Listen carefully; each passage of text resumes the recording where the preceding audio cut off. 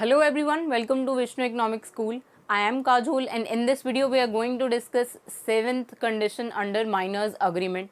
So let's get started. अब 7th condition है minor partner. अब अगर एक माइनर जो है वो एक पार्टनरशिप फॉर्म में एज पार्टनर एंटर होता है तो क्या रूल्स एप्लीकेबल होंगे वो हम डिस्कस करेंगे. A minor being incompetent to contract can't be a partner in a partnership firm. अब कोई भी माइनर जो है वो इनकॉम्पिटेंट है एक कॉन्ट्रैक्ट में एंटर होने के लिए, वो कैपेसिटी ऑफ पार्टीज़ की जो कंडीशन है वो फुलफ़िल नहीं करता. माइनर जो है वो एक कॉन्ट्रैक्ट में एंटर नहीं हो सकता और उसके साथ होने वाला कोई भी कॉन्ट्रैक्ट जो है वो एक वॉइड कॉन्ट्रैक्ट होता है. ये हम पहले भी डिस्कस कर चुके हैं. लेकिन अब but Indian partnership act 1932 provides in section 30 that. अब इस केस में ये जो प्रोविजंस हैं माइनर पार्टनर के, जिस केस में एक माइनर जो है वो एज पार्टनर किसी पार्टनरशिप फॉर्म में एंटर होता है तो उसके जो सारे प्रोविजंस हैं वो इंडियन पार्टनरशिप एक्ट 1932 में हैं, जो हमने फर्स्ट चैप्टर में डिस्कस किया था nature and kinds of contract में, कि पहले ये जो पार्टनरशिप एक्ट है ये इंडियन कॉन्ट्रैक्ट एक्ट 1872 के अंदर ही था, लेकिन बाद में 1932 में इसका एक सेपरेट एक्ट बना दिया था. तो अब इसीलिए माइनर पार्टनर के जो भी प्रोविजंस हैं वो सारे इंडियन पार्टनरशिप एक्ट 1932 में आते हैं. तो इसीलिए अब इस एक्ट के ये प्रोविजंस हैं और सेक्शन 30 है इस एक्ट का जो माइनर पार्टनर के कंडीशंस को डिफाइन करता है. तो अब वो कंडीशंस क्या है? Minor can be admitted to the benefits of partnership. अब माइनर अगर कोई पार्टनरशिप फॉर्म में एंटर होता है तो उस केस में माइनर जो है वो सिर्फ बेनिफिट ऑफ पार्टनरशिप के लिए ही एंटर होगा उस पार्टनरशिप फॉर्म में. मतलब वहाँ पे माइनर का बेनिफिट होना चाहिए. अब ये हम डिस्कस कर चुके हैं पहले कि कोई भी कॉन्ट्रैक्ट होगा तो उसमें माइनर का बेनिफिट जो है वो पहले देखा जाएगा with the consent of all the partners. अब उसमें जो बाकी पार्टनर्स हैं उस माइनर को छोड़ के जो बाकी पार्टनर्स होंगे उन सारे पार्टनर्स की ही कंसेंट होनी चाहिए कि वो एक माइनर को एक कॉन्ट्रैक्ट में एंटर होने दें, कि वो भी अब उनकी पार्टनरशिप फॉर्म का पार्ट है. by an agreement executed through his lawful guardian with other partners. अब यहाँ पे वो एंटर कैसे हो सकता है उन सारे ही पार्टनर्स के साथ? वो एक अग्रीमेंट होगा उनके बीच और उस अग्रीमेंट को उस माइनर का जो है वो गार्डियन उस अग्रीमेंट को करेगा उन रिमेनिंग पार्टनर्स के साथ. अब उसमें उन सारे पार्टनर्स की जो है वो कंसेंट होनी चाहिए और वहाँ पर एक अग्रीमेंट साइन होगा माइनर के गार्डियन की तरफ से और बाकी सारे पार्टनरशिप फॉर्म के पार्टनर्स की तरफ से. सेकेंड कंडीशन होगी कि such minor will have a right to such share of the property और प्रॉफिट ऑफ द फॉर्म. अब वहाँ पे माइनर का ये राइट होगा कि वो शेयर कर सकता है प्रॉपर्टी या फिर प्रॉफिट. अब यहाँ पे वो पार्टनरशिप फॉर्म में जो भी प्रॉफिट हो रहा है बिजनेस से, पार्टनरशिप बिजनेस से, तो उस केस में उसको उस प्रॉफिट का कुछ हिस्सा मिलेगा जो ऑलरेडी एक अग्रीमेंट बन चुका है. उसमें ही डिसाइड हो जाएगा कि वो माइनर जो है वो कितने शेयर के लिए उस पार्टनरशिप फॉर्म में एंटर होगा. Of the firm as may be agreed upon. अब वो अग्रीड अपॉन वाली बात इसीलिए यहाँ पर बोली गई है कि पहले ही जो अग्रीमेंट बन गया होगा गार्डियन ऑफ द माइनर की तरफ से और पार्टनर्स की तरफ से, उसी में ये बात डिसाइड हो जाएगी कि जो माइनर है वो प्रॉपर्टी में शेयर लेगा या फिर प्रॉफिट में शेयर लेगा उस पार्टनरशिप फॉर्म के बिजनेस से. और क्या क्या राइट्स मिलेंगे पार्टनर को वो भी हम डिस्कस करते हैं. He can have access to and inspect and copy any of the accounts. अब यहाँ पर माइनर जो है वो इंस्पेक्ट भी कर सकता है, मतलब जो पार्टनरशिप फॉर्म के अकाउंट्स हैं उनको देख सकता है, इंस्पेक्ट कर सकता है उन अकाउंट्स को पार्टनरशिप फॉर्म के. मतलब जो भी बुक्स ऑफ अकाउंट्स में अकाउंट्स होंगे उस पार्टनरशिप फॉर्म के, उन सबको माइनर जो है वो एक्सेस कर सकता है और उनको देख सकता है, इंस्पेक्ट कर सकता है. But can't participate in management of the firm. लेकिन वो जो माइनर है वो उस पार्टनरशिप फर्म की मैनेजमेंट में एंटर नहीं कर सकता, उसमें पार्टिसिपेट वो नहीं कर पाएगा. वो सिर्फ जो है वो अकाउंट्स एक्सेस कर सकता है, उनको इंस्पेक्ट कर सकता है, लेकिन वो मैनेजमेंट नहीं कर पाएगा उस पार्टनरशिप फर्म की. तो उसके पास ये एक्सेस है कि वो अकाउंट्स तो एक्सेस कर सकता है लेकिन वो मैनेजमेंट में पार्टिसिपेट नहीं कर पाएगा. और थर्ड कंडीशन है यहाँ पर कि minor will not share losses except when liability to third party but then to up to his share in the form. अब यहाँ पर अगर कोई लॉस हो रहा है पार्टनरशिप फॉर्म को, तो उसमें वो माइनर जो है वो उस लॉस के लिए लायबल नहीं होगा। वो पर्टिकुलर लॉस जो हुआ है पार्टनरशिप फर्म को, वो उसमें कोई भी अपना कंट्रीब्यूशन नहीं देगा, वो उस लॉस को बियर नहीं करेगा।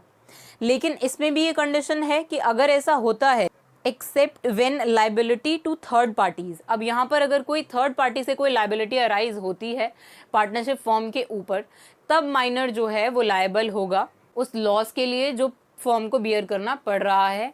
लेकिन यहाँ पर भी जो माइनर है वो उसी एक्सटेंट तक उस लॉस को बियर करेगा जिस एक्सटेंट तक का वो पार्टनर है।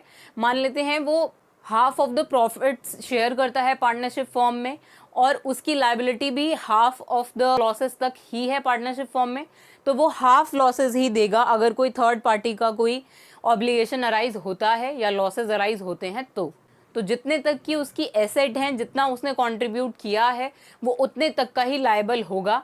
उसके बियॉन्ड जो है वो लाइबिलिटी पे नहीं करेगा अगर कोई थर्ड पार्टी की लाइबिलिटी अराइज होती है तो।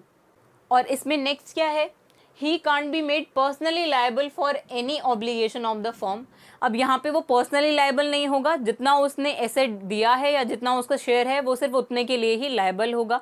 वो पर्सनली अपने घर की चीज़ें बेचकर जो है वो लॉसेस जो है वो बियर नहीं करेगा उस पार्टनरशिप फर्म के लिए। वो सिर्फ उतने तक का ही लायबल है जितने का उसने शेयर लिया है या कॉन्ट्रीब्यूट किया है। Although he may after attaining majority accept those obligation if he thinks fit to do so। अब यहाँ पर अगर वो चाहे तो, लेकिन ऐसा एज ऑफ मेजॉरिटी पर ही होगा कि अगर उसको ऐसा लगता है कि उसको कोई ऑब्लिगेशन पे करना चाहिए तो वो उस ऑब्लिगेशन को पे करेगा। लेकिन ऐसा एज ऑफ मेजॉरिटी अटेन करने के बाद ही होगा, क्योंकि पार्टनरशिप फॉर्म में एंटर होते टाइम वो एक माइनर था। तो अगर वो सोचता है कि जब वो एज ऑफ मेजॉरिटी अटेन कर लेगा तब वो उन ऑब्लिगेशन को पे करना चाहता है, तो ये ऑप्शन भी उस माइनर के पास खुला हुआ है, वो इस ऑप्शन को भी ऑप्ट कर सकता है। तो अब एक माइनर पार्टनर जो है उसकी काफ़ी कंडीशंस हैं जो हमें याद रखने पड़ेंगे, तो हम इन्हें एक बार रिकॉल कर लेते हैं ताकि आपको वीडियो रिवाइंड करके ना देखना पड़े। तो यहाँ पे हमने देखा कि जो माइनर अगर पार्टनरशिप फॉर्म में एंटर होना चाहता है, एक पार्टनर बनना चाहता है, तो उसके सारे प्रोविजन इंडियन पार्टनरशिप एक्ट 1932 में आएंगे। उसके सेक्शन 30 में ये लिखा हुआ है कि माइनर जो है वो पार्टनरशिप फॉर्म में एंटर कर सकता है, लेकिन उसकी शर्त होगी क्या है, with the consent of all the partners. उसमें सारे पार्टनर्स जो हैं पार्टनरशिप फर्म के, उनकी कंसेंट होनी चाहिए कि हम एक माइनर को एडमिट करने के लिए रेडी हैं। और उसमें एक एग्रीमेंट जो है वो एग्जीक्यूट होगा गार्डियन ऑफ द पार्टनर की साइड से। माइनर का वो गार्डियन और बाकी जो पार्टनर्स हैं वो एक अग्रीमेंट करेंगे जिसमें सारी टर्म्स एंड कंडीशन जो हैं वो क्लियर रखी जाएंगी। Such minor will have a right to such share of the profit. अब माइनर का राइट जो है वो सिर्फ उस पार्टनरशिप फर्म के प्रॉफिट तक ही लिमिटेड रहेगा, वो लॉसेस बियर नहीं करेगा। वो लॉसेस बियर तब करेगा जब कोई थर्ड पार्टी ऑब्लिगेशन अराइज होगा, लेकिन उसमें भी जितना उसका शेयर उसने कंट्रीब्यूट किया है वो उतने के लिए ही लायबल होगा। बाकी पर्सनली लायबल नहीं माना जाएगा किसी भी लायबिलिटी या एक्सटर्नल लायबिलिटी के लिए।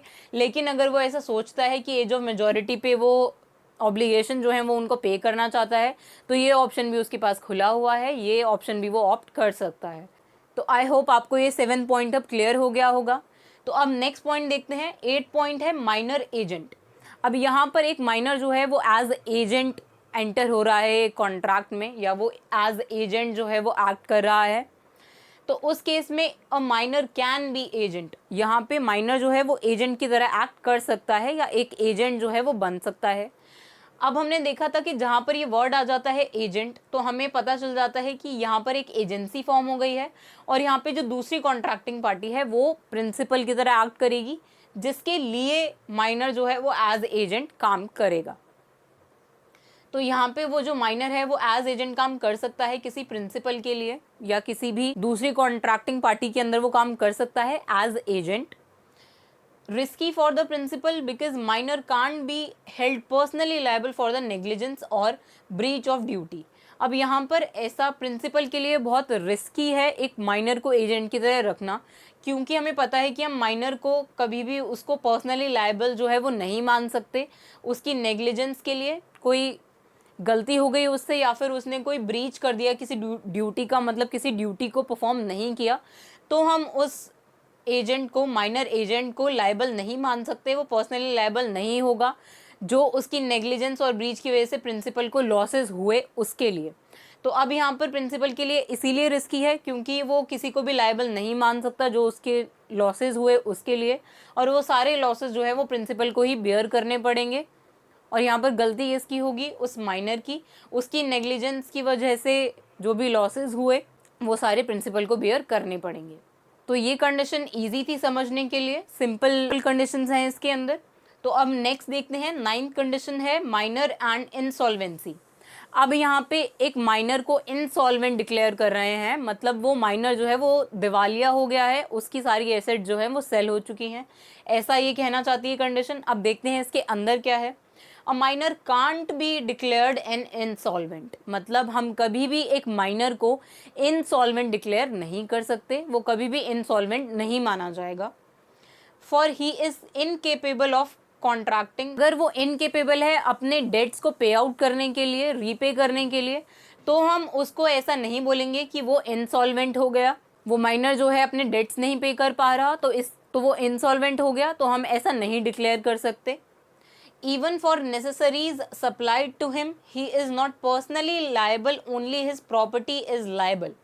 अब यहाँ पे अगर वो लोन जो है, यहाँ पे जिस डेट की हम बात कर रहे हैं, वो डेट अगर उसने अपनी नेसेसरीज सप्लाईज के लिए लिया है, मतलब उसने अपनी नेसेसरीज को फुलफिल करने के लिए वो डेट लिया था और अब वो उसको रीपे नहीं कर पा रहा, तो यहाँ पे उसकी जो प्रॉपर्टी है सिर्फ वही लायबल होगी, ना कि वो पर्सनली लायबल होगा उस डेट को पे आउट करने के लिए। और अगर उसके पास कोई प्रॉपर्टी नहीं है तो भी वो उस डेट को पे करने के लिए लायबल नहीं होगा। यहाँ पे हम इसीलिए उसको इनसॉल्वेंट डिक्लेयर नहीं कर सकते, कोई भी माइनर इनसॉल्वेंट डिक्लेयर नहीं हो सकता। तो अब इसके नेक्स्ट वीडियो में हम रिमेनिंग कंडीशंस डिस्कस करेंगे। So see you in the next video. Thank you.